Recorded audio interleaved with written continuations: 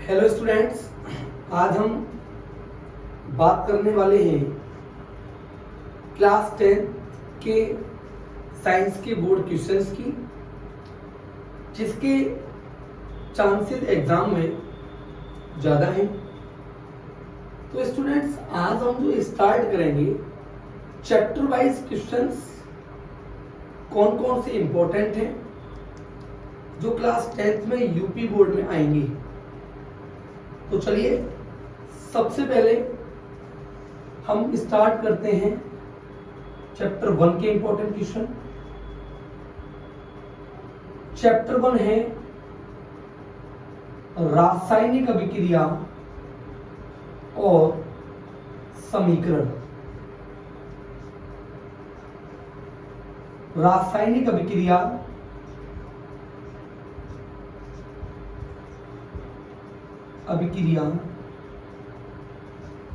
और समीकरण।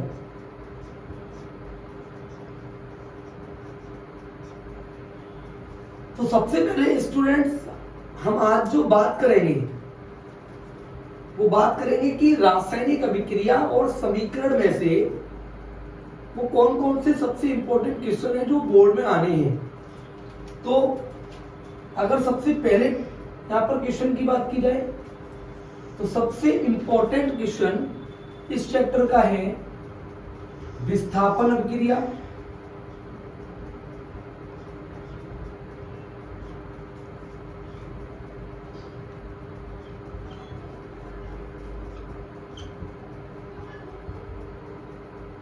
विस्थापन अभिक्रिया। अब विस्थापन अभिक्रिया क्या है, मैं आपको समरी बता देता हूं चैप्टर की, कि इस चैप्टर में से जो भी क्वेश्चंस आएंगे मैं उनको डिटेल में ना बताकर आपको उनके एग्जांपल समझा देता हूं। विस्थापन का मतलब होता है हटाना। तो विस्थापन अभिक्रिया का मतलब यह हुआ कि वह अभिक्रिया जिसमें ज्यादा क्रियाशील तत्व कम क्रियाशील वाले तत्व को विस्थापित कर देता है या उसके विलयन से हटा देता है, तो वह अभिक्रिया कहलाती है विस्थापन अभिक्रिया। जैसे मान लीजिए कि आपने Zn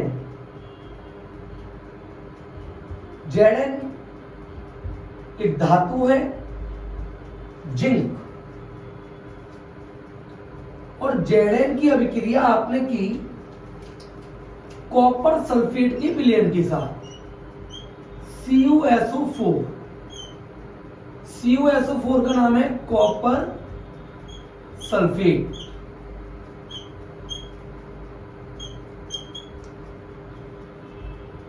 आपने जिंक धातु की अभिक्रिया कॉपर सल्फेट विलयन के साथ की। तो आपको एक बात याद रखना है, यदि जिंक और कॉपर में कंपैरिजन किया जाए, जिंक धातु में और कॉपर धातु में कंपैरिजन किया जाए, तुलना की जाए, तो आपको याद रखना है कि जिंक धातु कॉपर से ज्यादा क्रियाशील है। तो यहां पर होगा क्या कि जो ज्यादा क्रियाशील धातु है वो कम क्रियाशील वाली धातु को उसके विलयन से हटा देगी, तो यह अभिक्रिया विस्थापन अभिक्रिया हो जाएगी। तो यहां पर क्या होगा, जिंक ज्यादा क्रियाशील है विद कंपैरिजन टू कॉपर, ज्यादा क्रियाशील। अब हमें धातुओं की क्रियाशीलता किससे मालूम पड़ेगी? धातुओं की क्रियाशीलता हमें मालूम पड़ेगी सक्रियता श्रेणी से, और सक्रियता श्रेणी ये बताती है कि जो भी धातु हाइड्रोजन से ऊपर है वो ज्यादा क्रियाशील है, और जो धातु हाइड्रोजन से नीचे है वो कम क्रियाशील है। तो जिंक और कॉपर की अगर तुलना की जाए तो जिंक हाइड्रोजन से ऊपर है जबकि कॉपर हाइड्रोजन से नीचे। तो इसका मतलब ये हुआ कि जिंक इस कॉपर को इसके विलयन से विस्थापित कर देगी, तो Cu यहां पर बाहर निकल जाएगा और ये खुद जिंक बन जाएगा ZnSO4, जिंक सल्फेट। और इसका नाम है कॉपर। तो सबसे मोस्ट इंपॉर्टेंट रिएक्शन आपकी हो गई यहां पर विस्थापन अभिक्रिया, जिसकी मैंने बात की। अब जस्ट इसके बाद हम सेकंड रिएक्शन की बात करते हैं। सेकंड रिएक्शन है इस चैप्टर की द्विविस्थापन अभिक्रिया, जिसमें दो आयनों के बीच में आदान प्रदान होता है, उसे द्विविस्थापन अभिक्रिया कहते हैं। यानी कि वह अभिक्रिया जिनमें दो अभिकारकों के बीच में आयनों का आदान प्रदान होता है, उसे द्विविस्थापन अभिक्रिया कहते हैं। तो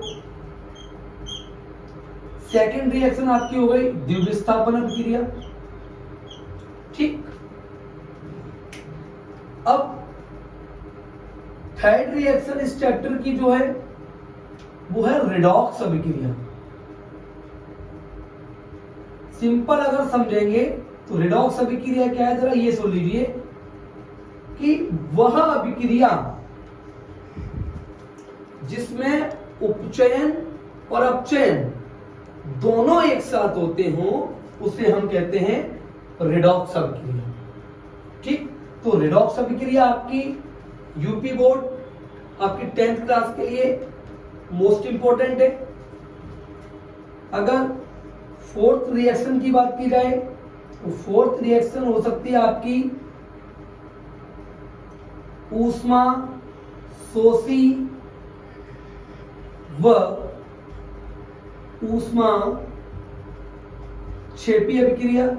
जिस अभिक्रिया में ऊष्मा शोषण होती है, यानी आप बोल सकते हैं कि वह अभिक्रिया जिसमें ऊष्मा अंदर की ओर आती है। ऊष्मा क्षेपी का मतलब जिसमें ऊष्मा बाहर निकलती है। तो ऊष्मा क्षेपी व ऊष्मा शोषी अभिक्रिया। इसके बाद पांचवा टॉपिक इस चैप्टर में से हो सकता है, वो मोस्ट इंपॉर्टेंट टॉपिक है संक्षारण व विकृत गंधिता, कोरोजन और रेंसिडिटी। संक्षारण और विकृत गंधिता। आई होप आपको समझ में आ रहा होगा।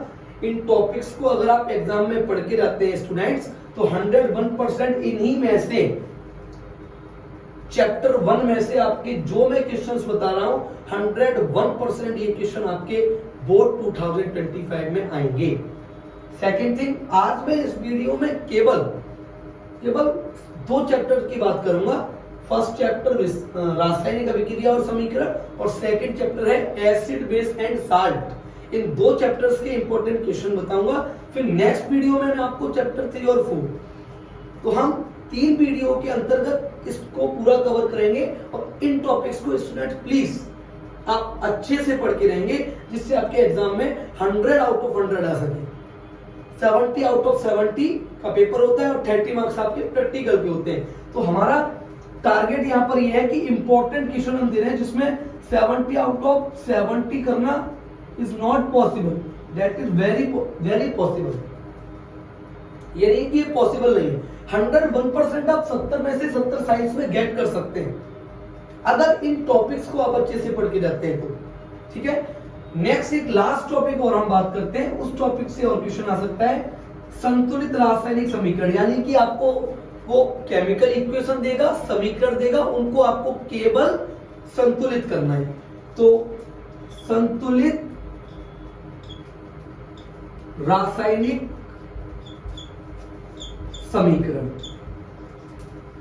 ये आपके चैप्टर 1 के सबसे मोस्ट इंपॉर्टेंट टॉपिक हो गए, जिनको मैंने बता दिया। मैं एक बार और इसको रिपीट कर देता हूं। ठीक है, देखिए सबसे पहले आपका विस्थापन अभिक्रिया।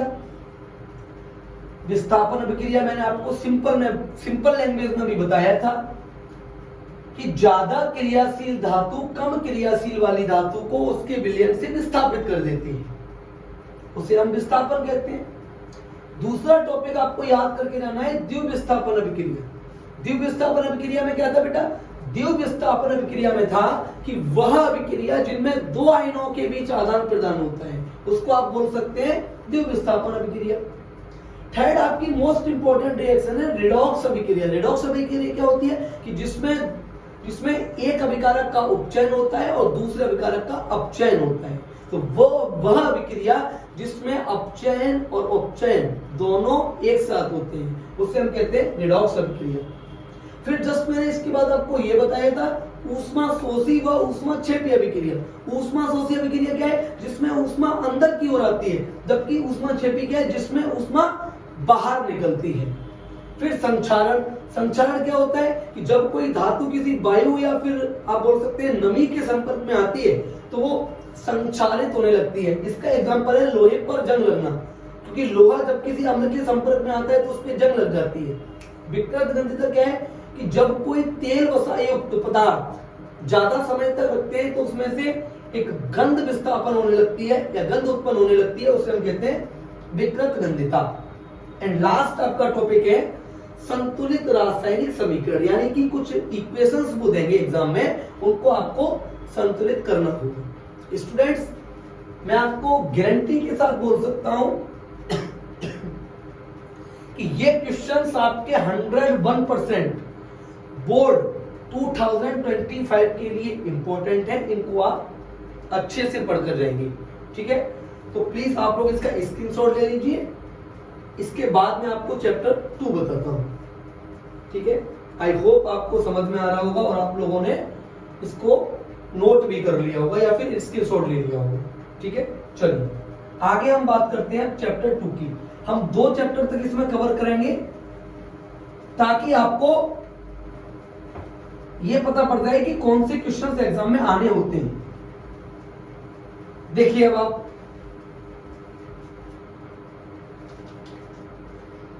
सेकंड चैप्टर का नाम है बेटा अम्ल,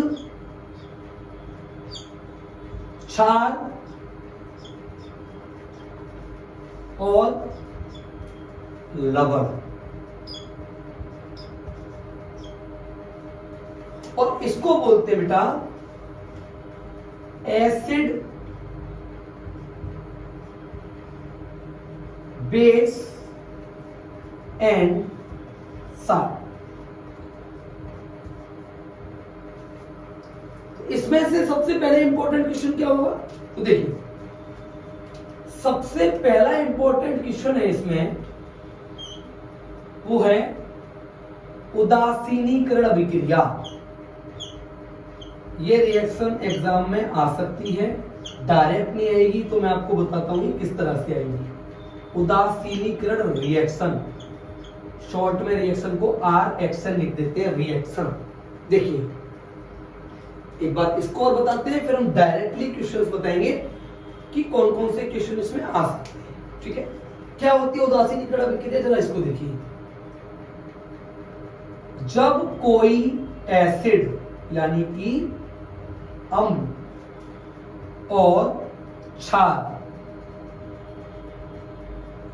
आपस में अभिक्रिया करते हैं, वह अभिक्रिया जिसमें कोई भी अम्ल और कोई भी क्षार आपस में अभिक्रिया करते हैं तो लवण प्लस जल का निर्माण होता है। यह अभिक्रिया उदासीनीकरण अभिक्रिया कहलाती है।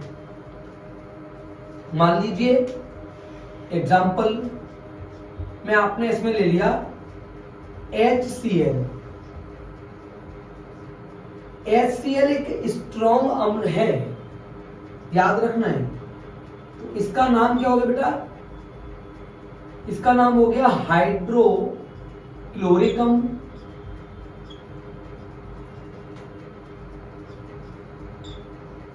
और क्षार क्या होते हैं? जब बात करते हैं एसिड और बेस की कि होते क्या है अम्ल और क्षार, तो जितने भी अम्ल होते हैं ये जलीय विलयन में घुलने पर H+ आयन देते हैं। मैंने HCl लिया, HCl, आप इसको जैसे जल में डिजोल्व करेंगे ये अपने आयनों में टूट जाएगा। क्यों? क्योंकि HCl एक आयनिक यौगिक है। आपको याद रखना है कि HCl एक आयनिक यौगिक है जो यौगिक अपने आयनों में टूट जाते हैं उन्हें आयनिक यौगिक कहते हैं। तो जैसे ही हम इसको जल में डिसॉल्व करेंगे ये टूट जाएगा H plus plus Cl minus. और जितने भी क्षार होते हैं ये जल में घुलने पर OH ऋण आयन देते हैं, OH माइनस आयन देते हैं। जैसे KOH की बात की जाए तो KOH में क्या होगा, K plus plus OH minus. तो ये इसकी पहचान है, ये H प्लस इसकी पहचान है और ये OH माइनस क्षार की पहचान है। जितने भी अम्ल होते हैं जल में घुलने पर H प्लस आयन देते हैं और जितने भी क्षार होते हैं ये जल में घुलने पर OH माइनस आयन देते हैं। अब यहां हम क्षार में KOH और NaOH में से हम कोई सा भी ले लेते हैं, तो या तो आप इसमें KOH ले सकते हैं या NaOH। अगर KOH लेंगे तो इसका नाम हो जाएगा पोटेशियम हाइड्रोक्साइड और NaOH लेंगे तो इसका नाम हो जाएगा सोडियम हाइड्रोक्साइड। तो हम इसमें सोडियम हाइड्रोक्साइड ले लेते हैं NaOH। जैसे ही हमने एक अम्ल और क्षार को लिया सबसे पहले हमें जल को बाहर निकालना है। तो जल कैसे बाहर निकलेगा, यहां से OH और यहां से एक H, OH और H मिलकर जल बन जाता है H2O। अब क्या बचा, साफ साफ दिख रहा है, यहां बचा NaCl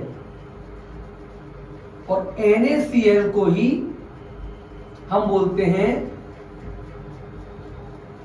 साधारण नमक और इसका नाम हो जाएगा रासायनिक नाम सोडियम क्लोराइड। और ये नमक हमारे घरों में खाद्य पदार्थ को बनाने में उपयोग होता है। ठीक है, तो पहली रिएक्शन मैंने आपको एसिड बेस और साल्ट के चैप्टर की बताई। ये रिएक्शन एग्जाम के लिए इंपॉर्टेंट है। ठीक है, अब हम इसके बाद इसकी दूसरे टॉपिक की बात करते हैं कि इसमें से अब क्या क्या आ सकता है।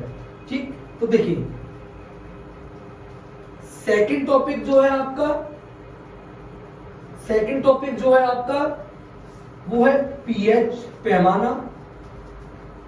पीएच पैमाना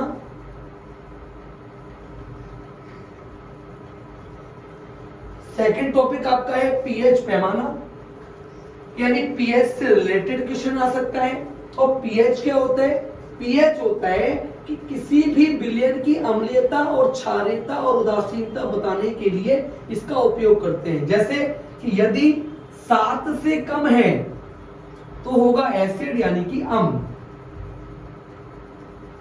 और 7 से ज्यादा है तो होगा क्षार, और यदि 7 है तो होगा उदासीन, यानी कि उसमें दोनों की प्रॉपर्टी पाई जाएंगी, दोनों के गुण प्रदर्शित होंगे। जैसे जल की बात करें H2, जल को अगर हम तोड़ें तो ये अपने आयनों में टूटेगा H प्लस OH माइनस। इसलिए जल ना तो एसिड है ना तो बेस है, जल क्या है, जल है उदासीन, क्योंकि इसमें H प्लस भी है और OH माइनस भी है। तो पीएच पैमाना से आपका क्वेश्चन आ सकता है, आपको ये याद रखना है। ठीक, अब इसके बाद हम तीसरे टॉपिक की बात करते हैं। तो आपको तीसरे टॉपिक में याद रखना है baking soda. Baking soda, baking soda के बाद फोर्थ टॉपिक आप याद रखेंगे धावन सोडा। और सबसे मोस्ट इंपॉर्टेंट टॉपिक और आप याद रखेंगे जिसमें क्या है बेटा, POP, plaster of Paris.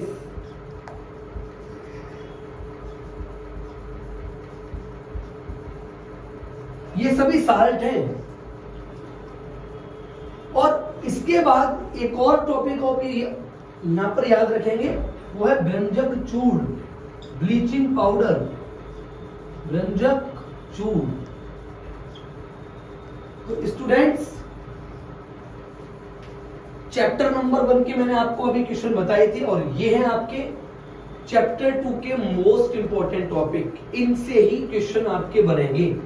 Dhawan soda से बेकिंग सोडा, या बेकिंग सोडा से धावन सोडा, या जिप्सम से पीओपी, या पीओपी से जिप्सम। इस तरह से आपको ये क्वेश्चंस अच्छे से तैयार करनी है। ये आपके बोर्ड के 2025 के सबसे इंपॉर्टेंट क्वेश्चन है। मैं यहाँ पर आपको 101% गारंटी देता हूं कि इन 2 चैप्टर्स के अगर आप क्वेश्चन ये टॉपिक्स करके रहेंगे तो 101% आपके दोनों चैप्टर से एक भी आंसर नहीं छूटेगा, अगर आप इन टॉपिक्स को अच्छे से पढ़ते रहेंगे। तो आज के लिए हम इस वीडियो को केवल पॉज करते हैं, क्योंकि हमें यहाँ पर चैप्टर 2 तक ही कवर करना है। हम सेकंड वीडियो में आपको चैप्टर 3 धातु अधातु और चैप्टर 4 कार्बन और उसके यौगिक उसकी बात करेंगे। फिर हम नेक्स्ट क्लास में फिजिक्स के प्रकाश का परावर्तन और अपवर्तन के न्यूमेरिकल से स्टार्ट करेंगे।